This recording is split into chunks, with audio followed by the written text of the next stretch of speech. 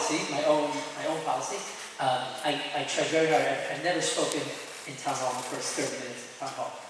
I usually keep an eye on the clock because I feel that there's actually, even though we're a just community, I feel strongly there actually is a power imbalance, and faculty and adults in the room, I think, can potentially sway an argument. I think it's hard for a student, even though we're a just community, it's hard for a student to disagree with a teacher.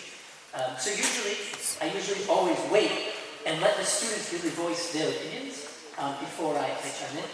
So I apologize to all of you. I've never done this before. I've never tried to speak in the beginning of the town hall, but I'm going to now, and I hope that's okay. I want to tell you a story about my grandfather. My grandfather came from a bad country, an enemy country. He was a refugee and was lucky enough to get a tourist visa in 1938 from Germany. It almost never happened. And somehow he got a 10-day tourist visa.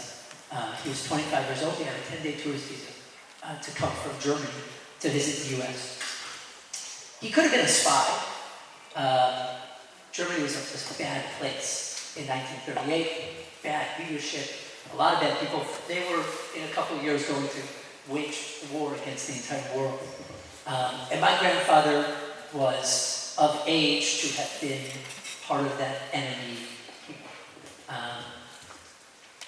But he was really just trying to escape people who were trying to kill him. So he came here for 10 days and illegally stayed. He never went back. He stayed here. And instead of being a spy, he enlisted in the US Army. He fought for 2.5 years in the Pacific. And then he moved to Omaha, Nebraska and started a small business in Omaha, and lived a wonderful life. That's the story. That's my story. And my issue with President Trump's ban, I'm not going to talk about the 7 countries, I'm going to talk about the suspension of refugees from Syria.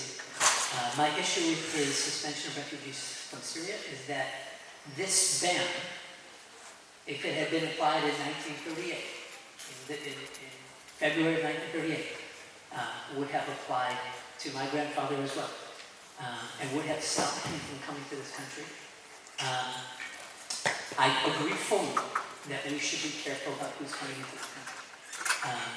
But the current policies that have been suspended are policies by which the State Department, CIA, FBI, and many other agencies interview every refugee. And we've closed the door to children who are being bombed in their homes. We've closed the door to families who are being slaughtered. And that's why I'm sitting over here. It's very much because of my own story.